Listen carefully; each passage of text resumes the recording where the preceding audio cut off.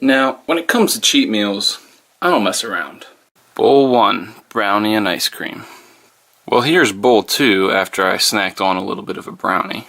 Oh, you thought that was it? You thought that was it? I had to throw some toppings on the bowl number 3. Got some peanuts on my Caramel Delight Edie's ice cream, Edie's, and another brownie. Bowl 3 going down. So I could finish off my cheat meal with a little bit more brownie and ice cream and top it all off, but I was feeling something savory after all that sweetness, and also to switch up the protein a little bit. Got some ham in here and some turkey meat. Just get some good protein in with that all those carbs and fat from the ice cream and brownies. But delicious cheat meal, topping it off here, and I'll explain to you in a second what I'm doing. Why am I cheating if I'm on IIFYM? Why do I still cheat? Why?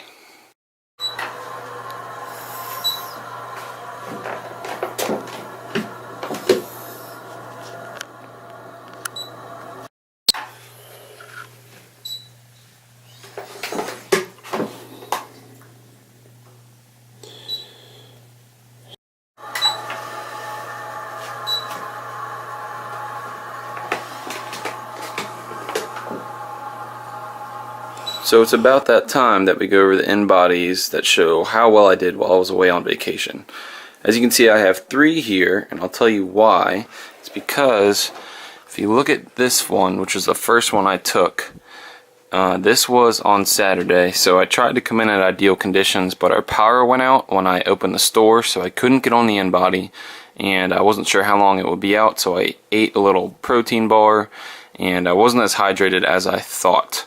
So, as you can see, my body fat went up according to this one, and my muscle mass went down. And I have circled the important numbers at the top to check things when you're curious about whether or not something changed positively or negatively when you don't quite understand the numbers down here. And I have them circled up here to show you the difference between one day and what it can be just by changing the conditions you come in on. So the InBody does run off of hydration levels, so you want to make sure that whenever you do come in, you are properly hydrated, and you don't want to have a full stomach. It's going to throw the numbers off. So obviously all I had was a protein bar, but that was enough to apparently throw it off, as well as what probably had the most effect was the hydration. And you can tell just by the water weight. I was 152.8 on Sunday when I redid it, and I was only 149.9, so almost 3 pound difference, 2.9 pounds of water. And that is a significant amount when you think about how much water is actually 2.9 pounds. That's quite a bit. So I retook it on Sunday, and as you can see, the numbers were a lot better. This is the last one, which captures all the main 3 numbers down here at the bottom. So instead of gaining body fat percentage, I went down body fat percentage, still lost about the same amount of weight, a little bit more according to that weigh-in on Sunday, but that would be attributed most likely to the bar that I ate potentially. Hydration did not come into effect except for the body fat percentage and muscle mass, really. So I lost a little bit of skeletal muscle mass still, but I actually lost body fat percentage instead of gaining it like this said. And these numbers up here tell me that, which is the dry lean mass, which is purely muscle, not including any water or glycogen, and then body fat mass, which is just body fat, obviously, fat that you have on your body in pounds. So according to this one, I actually gained, as I wrote here, 2.9 pounds from the last time, and I lost 2 solid pounds of muscle according to the one that I took on Saturday. I was freaking out. Thought I was doing terrible, but I just continued with what I was planning on doing, which was having the cheat meal that I just showed you. And I woke up the next day, followed the conditions, made sure I drank plenty of water. I came in, redid the scan, and I only lost 0.2 pounds of muscle as opposed to 2 full pounds. So it's a 1/10 of the muscle loss that it said, which is really not that bad. I would rather see it go up, but that's really not that bad.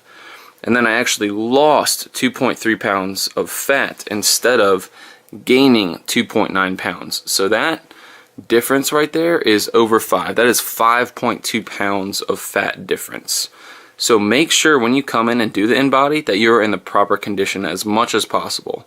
Obviously, not everybody wakes up and is able to get at the InBody by 7:10. I just happened to be opening the store so I could go in and get in there as early as possible with as little food in my stomach as possible, and obviously as hydrated as possible. That is a difference that you can see, but what this means is I actually did pretty well while on vacation, and that is when I started the If It Fits Your Macros, more of a flexible dieting so I could enjoy food with my family, and also a little bit of intermittent fasting where I just wouldn't eat that much in the beginning of the day or not at all, and then save my calories for the end of the day. And then intermittent fasting is something that I mentioned in a previous video about something that I was willing to experiment with to show you guys how I feel it affects my body. Apparently the If It Fits Your Macros and intermittent fasting actually did pretty well for me. So check, check, check. Check 1, 2, we are good from vacation. So what is If It Fits Your Macros? What is flexible dieting? What is intermittent fasting? What are all these terms and what do they mean? A lot of people probably already know, especially if you're watching this channel. You're probably more health conscious maybe. But If It Fits Your Macros, IIFYM as some people call it, which is just the abbreviation. If It Fits Your Macros is where you basically eat whatever you want, essentially trying to keep everything as clean as possible. Clean being just a word used for more healthy foods and what people consider healthy, which is beneficial because it keeps you fuller longer. A thing of chicken or brown rice, for example, is going to keep you fuller than a Pop-Tart, even with the same number of carbs in each. So that's what clean is. And clean eating is basically, you follow the idea of eating every 2 hours or so and keeping yourself full throughout the day. Flexible dieting, another word for If It Fits Your Macros in a way, is eating whenever it's convenient to you and eating whatever is convenient to you as well. So whatever and whenever, essentially.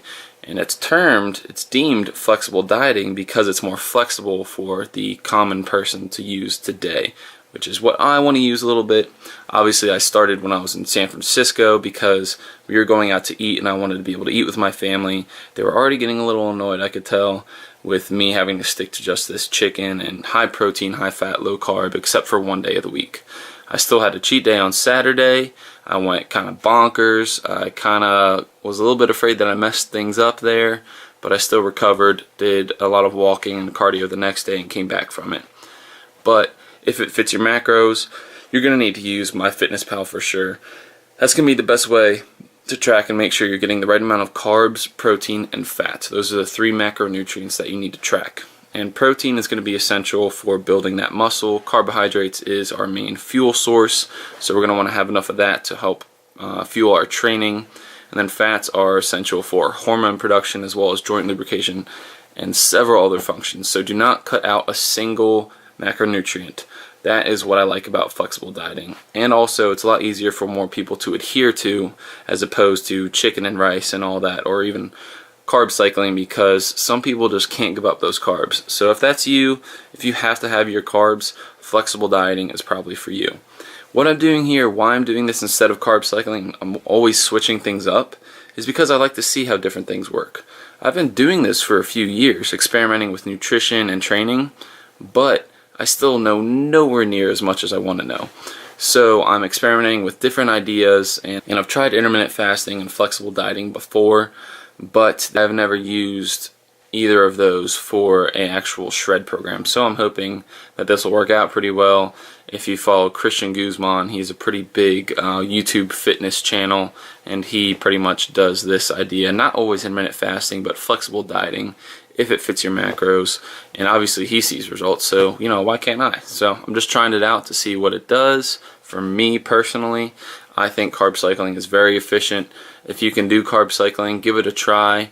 If that's not your cup of tea, then try flexible dieting. Do whatever works for you. That's what we're trying to do, is find the best option for you so that you can adhere this to your lifestyle and make it more of a lifestyle and not just something that you have to suffer through. Otherwise, you're just going to rebound and gain all that weight back that you lose and all that body fat, which is what we don't want to happen. We want to make this something sustainable.